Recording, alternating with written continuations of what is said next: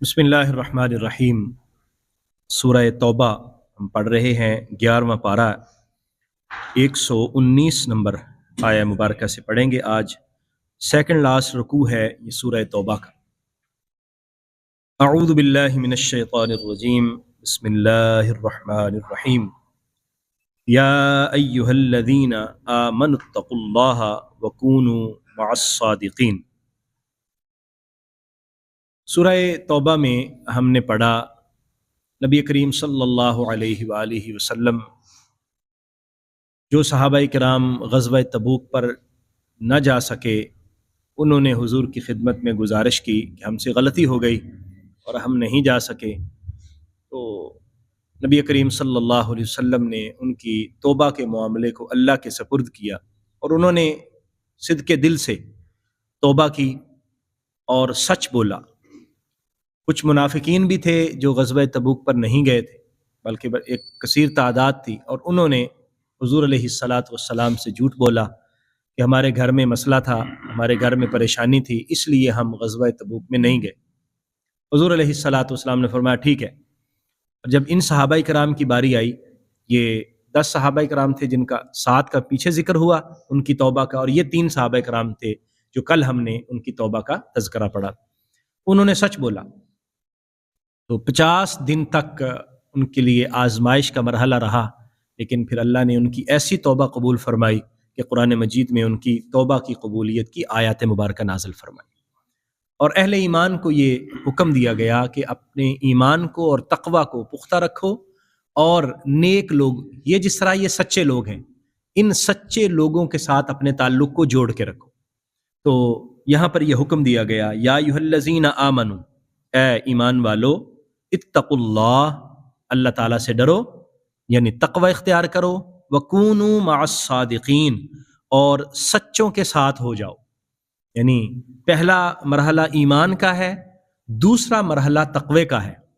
फिर ईमान और तक़वे की हिफाजत के लिए ज़रूरी है कि इंसान नेक लोगों के साथ ताल्लुक़ रखे, नेक लोगों की संगत और मायत में बैठे, उनकी सोहबत में वक्त निकाले।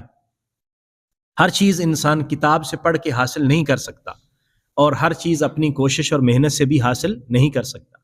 यही वजह है कि एक आम आदमी है, इबादतें रियाजतें करके वो अल्लाह का वली बन जाता है। कितना बड़ा वली हो सकता है, लेकिन सहाबी नहीं हो सकता। सहाबी वही हो सकता है जिन्होंने ईमान की हालत में हुजूर की ज़ियारत की और हुजूर की सोहबत से फ़ायदा उठाया। यानी एक लम्हा भी उनको ईमान की हालत में हुजूर की संगत और मायत मिल गई तो वो दर्जा सहाबियत तक पहुँच जाते।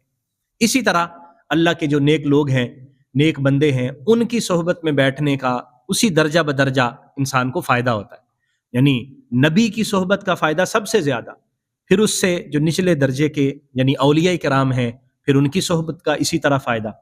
तो इसलिए यहाँ पर फरमाया गया वकूनू मअस्सादिकीन, यानी नेक लोगों की सोहबत में अपना वक्त गुजारो। नबी करीम सल्लल्लाहु अलैहि वसल्लम सहाबाए किराम को फरमाया करते थे कि देखो, आदमी अपने दोस्त के दीन पर होता है, अर्रजुलु अला दीन खलीलिही, आदमी अपने दोस्त के दीन पर होता है।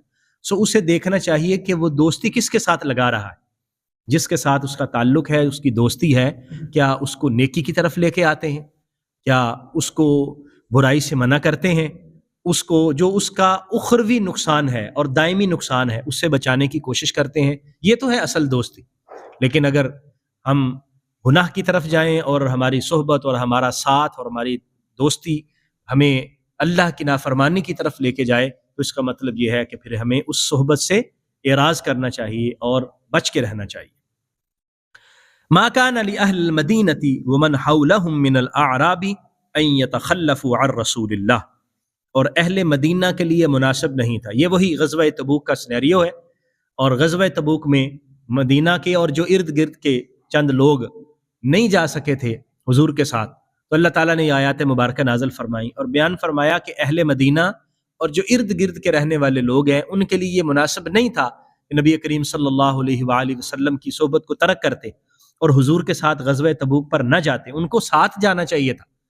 ये तो मुनासिब नहीं है कि नबी वो मैदान जिहाद में हों, वो मुश्किल मरहले बर्दाश्त कर रहे हों और परेशानी के आलम में हों, और उनके उम्मती और उनके मानने वाले घरों में सुकून से बैठे हुए हों। کہا یہ تو مناسب نہیں تھا. ما کان لأہل المدینتی، اہل مدینہ کے لیے ٹھیک نہیں تھا. ومن حولہم من الاعراب، اور جو ان کے ارد گرد دیہاتی ہیں ان کے لیے بھی یہ مناسب نہیں تھا. ان یتخلفوا عن رسول اللہ، کہ وہ رسول اللہ صلی اللہ علیہ وسلم سے پیچھے رہ جاتے. حضور اکیلے غزوہ تبوک میں چلے جائیں اور یہ پیچھے رہ جائیں، یہ ان کے لیے ٹھیک نہیں تھا.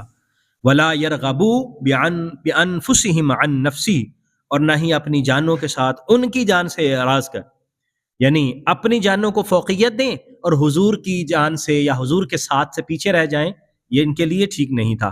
ذالک بانہم، اس کی وجہ یہ ہے کہ حضور کے ساتھ جہاد کے لیے جانا اور حضور کے ساتھ میدان جنگ میں حاضر ہونا، اس کا انسان کو فائدہ ہے، گھر میں بیٹھے رہنے کا نقصان ہے. وذالک بانہم، اور اس کی وجہ یہ ہے لا یصیبہم ظمأ، ان کو کوئی پیاس نہیں پہنچے گی، ولا نصب، نہ کوئی تکلیف پہنچے گی، ولا مخمصۃ، نہ ہی بھوک لگے گی، فی سبیل اللہ، اللہ کے رستے میں، ولا یطؤون موطئا، اور نہ ہی کوئی ایسا رستہ طے کریں گے یغیظ الکفار، جو کافروں کو غصہ دلائے، ولا ینالون من عدو نیلا، اور نہ ہی دشمن سے کچھ حاصل کریں گے. یہ ساری چیزیں بیان کر کے فرمایا یعنی جو بھوک، پیاس، مشقت اور پریشانی اور سفر کی تکلیف، یہ سارا کچھ جو برداشت کریں گے، اس کے بدلے میں کیا ہوگا؟ الا کتب لہم بہ عمل صالح، اللہ کریم ان سب کے بدلے میں ان کے لیے نیک عمل لکھ دے گا. یعنی یہ جو ساری تکالیف وہ برداشت کرتے ہیں، اللہ کریم ایک ایک چیز کے بدلے میں ان کے لیے نیک عمل لکھتا ہے. ایک قدم بھی اٹھاتے ہیں اللہ کے راستے میں تو اللہ تعالیٰ اس کا بھی اجر عطا فرماتا ہے اور اس کا بھی فائدہ ہوتا ہے. یعنی ہم صرف دنیا کے ظاہر کو نہ دیکھیں بلکہ اللہ کی رضا کو، اور اللہ تبارک و تعالیٰ اس کا جو اجر اور ثواب عطا فرماتا ہے اس کو بھی دیکھیں. ان اللہ لا یضیع اجر المحسنین، بے شک اللہ تعالیٰ احسان کرنے والوں کا اجر ضائع نہیں کرتا. جو نیک اعمال کرنے والے ہیں کبھی بھی ان کا کوئی اجر ضائع نہیں ہوتا. اللہ تبارک و تعالیٰ بہترین اجر عطا فرمانے والا ہے. ولا ينفقون نفقۃ صغیرۃ، اور وہ خرچ نہیں کرتے تھوڑا سا بھی، نفقۃ صغیرۃ، تھوڑا سا خرچ، ولا کبیرۃ، اور نہ ہی بڑا خرچ، ولا یقطعون وادیا، اور نہ ہی وہ کوئی وادی طے کرتے ہیں، الا مگر کتب لہم، اللہ تعالیٰ ان کے لیے لکھ دیتا ہے. یعنی جو بھی وہ خرچ کرتے ہیں اللہ کے راستے میں، چاہے وہ تھوڑا سا خرچ کریں اور چاہے بہت زیادہ خرچ کریں، اور وہ سفر جو بھی وادیاں طے کرتے ہیں اللہ کے راستے میں جاتے ہوئے، اللہ کریم اس کا اجر ان کے لیے لکھ دیتا ہے. لیجزیہم اللہ، تاکہ اللہ تعالیٰ انہیں جزا دے، احسن ما کانوا یعملون، اس بہترین جزا عطا فرمائے جو وہ عمل کیا کرتے تھے. یعنی جو وہ عمل کرتے ہیں اللہ کریم اس کی بہترین جزا ان کو عطا فرمائے. تو صحابہ کرام کو یہ تلقین کی گئی کہ نبی کریم صلی اللہ علیہ وآلہ وسلم تبوک کے لیے نکلے. وہ مشکل حالات تھے، سخت گرمی کے دن تھے، اور پھر دشمن بھی وہ کہ جو لاکھوں کی تعداد میں، مسلمانوں کی تعداد ہزاروں میں، تقریباً 30,000، اور ان کا لشکر لاکھ سے بھی زیادہ، اور پھر سفر بھی بہت زیادہ، اور ساز و سامان بھی اتنا نہیں ہے. فرمایا یہ ظاہری چیز ہے لیکن حقیقتاً کیا ہے؟ حقیقتاً اللہ تعالیٰ کی رضا ہے.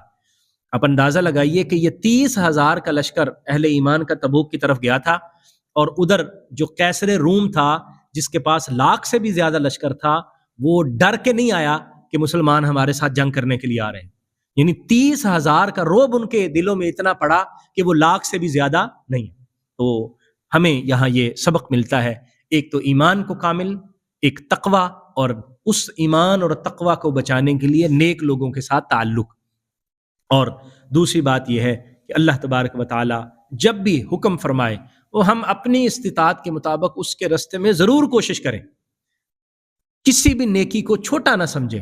اللہ کی بارگاہ میں پتہ نہیں وہ کتنی بڑھ کر قابل قبول ہوگی. اللہ تعالی ہمیں عمل کی توفیق عطا فرمائے. آمین. وآخر دعوایا ان الحمد للہ رب العالمین.